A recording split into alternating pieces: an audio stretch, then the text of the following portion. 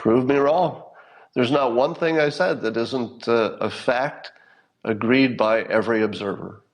Every observer agrees with what I just said. President Xi is intentionally and publicly allowing his Chinese companies to ship fentanyl to Mexican cartels for the purpose of shipping it into the United States and knowingly killing tens of thousands of people. He's actually a terrorist. And I think we could just designate him as such, or at least threaten to designate him as such, if he keeps it up. Here's the thing. If we sign a deal with China for trade, well, let me say this clearly. Let me go on record, all right?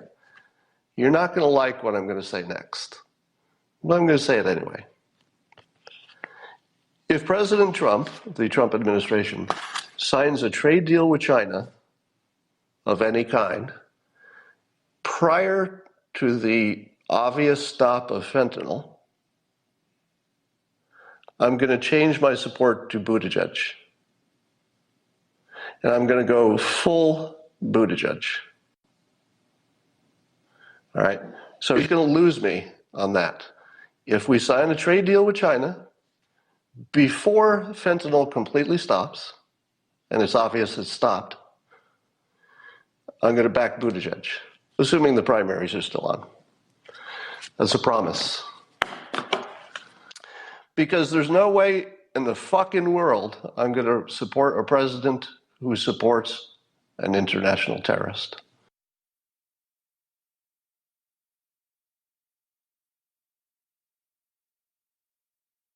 Let's talk about Cheatin China.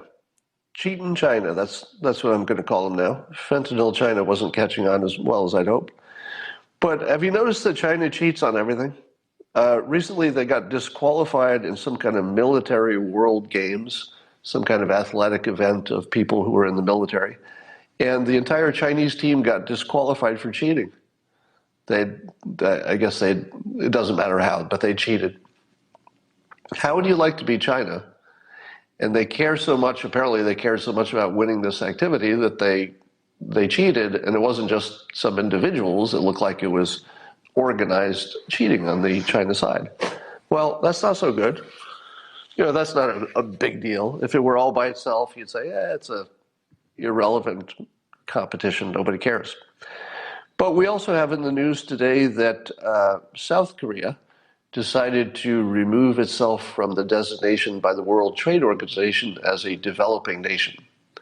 Now, what that means in practical terms is that they don't get some advantages of being labeled a disadvantaged company or country. So if you are a developed nation, if that's your designation under the World Trade Organization, I understand. I'm just learning this today.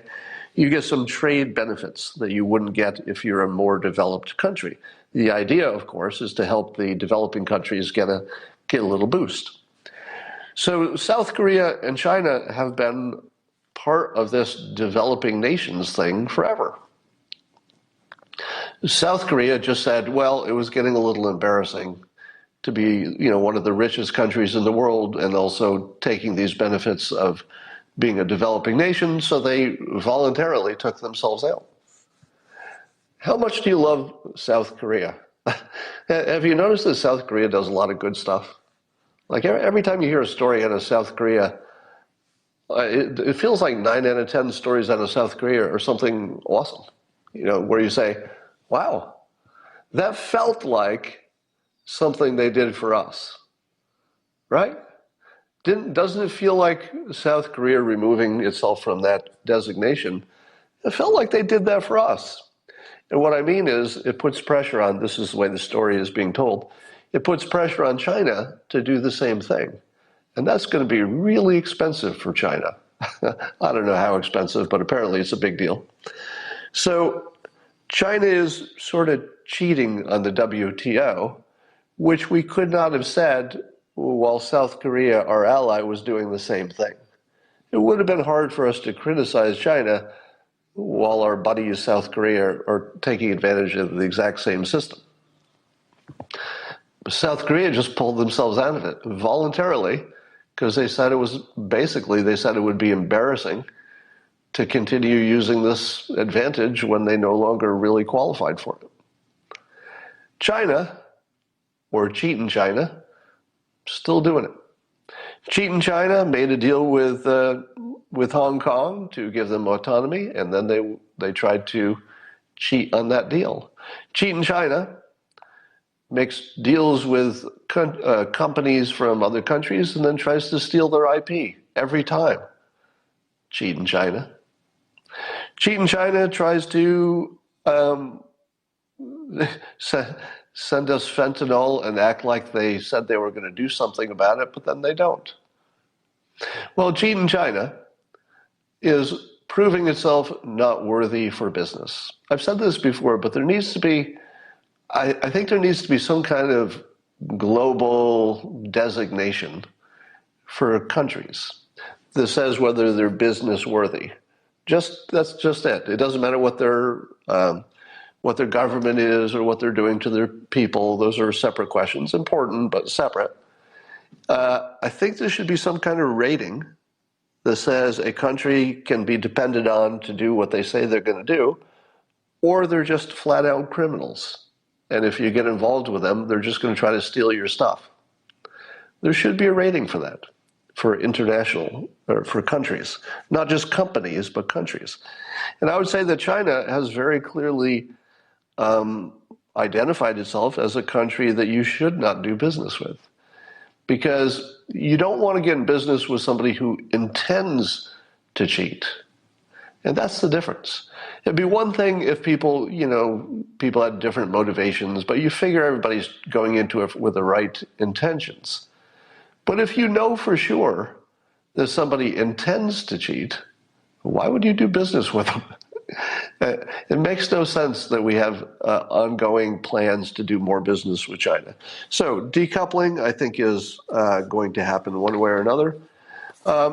We're starting to see people acknowledge that the connection between China and the Mexican cartels is so strong now because China's government is allowing, and I say allowing, meaning intentionally allowing, their drug dealers to ship fentanyl in large quantities to Mexico, where the Mexicans turn it into products and ship it across the border and kill people like my stepson.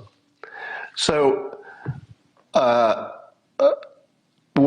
think it was on Tucker last night, somebody was talking about how you really have to start seeing this as a crime syndicate.